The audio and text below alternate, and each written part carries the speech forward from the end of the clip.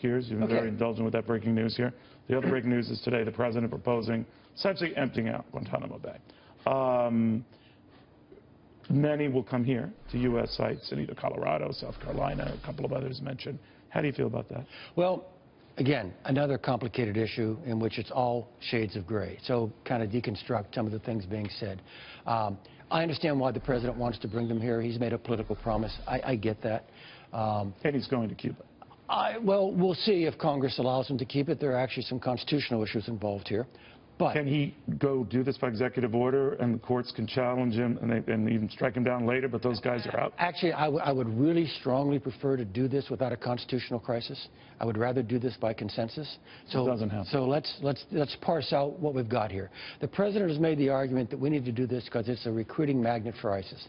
Frankly, Neil, I don't think that's true. In fact, I don't think it was ever very true, and it's certainly not true now. I mean, I'm being a little cartoonish about it here. So imagine we're in a recruiting line out there at Raqqa. And apparently they don't have any trouble getting recruits. Yeah, we're out there in Raqqa. We're about ready to sign up, and somebody suddenly tweets, Obama is closing Guantanamo. Let me tell you what's not going to happen in the line. Oh, well, no need for us to sign up here anymore. Those guys are still going to join. So I think we're overblowing the recruiting magnet. 30 will be shipped overseas somewhere, right? Right.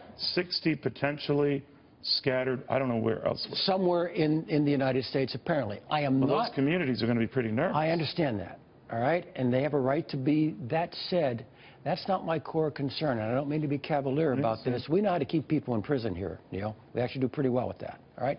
I'm more concerned about legal ramifications here. So one legal ramification is, what additional rights and privileges will these people accrue because of the very fact of geography, that they're no longer in Guantanamo in Cuba, but they're over here in the United States? How much more difficult will that make circumstances for the U.S. government? And then beyond that, Neil, here's something I want the president to say as part of this deal. You know, the president says we're at war with al-Qaeda. He believes we're at war with al-Qaeda. Otherwise, he wouldn't be out there killing people the way he has authorized killings, which I strongly support.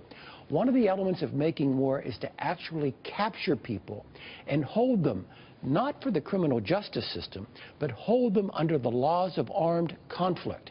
We have a right to do that. We haven't done that in over 7 years.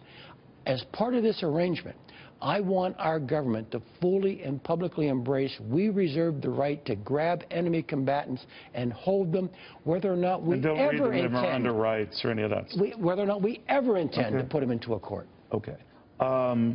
Speaking of terror, you've been asked over the years, and you talk about in your book about how much this president has been dealing with terror and how much his predecessors have dealt with terror, particularly President Bush.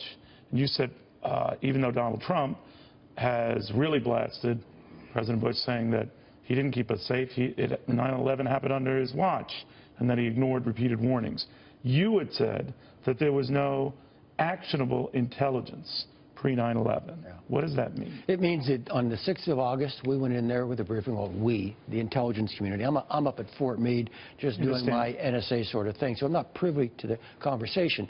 But on the 6th of August, we had one item in the president's daily brief saying, bin Laden determined to attack America. All right? That was the headline for the issue of using commercial airlines. No, of course not. So that was just another rumor that started after the fact? And now, look, we knew they were fooling around with airliners, and that was part of their thought process. But here's the way I explain it. But not using planes as weapons. Neil, here's the way I explain it.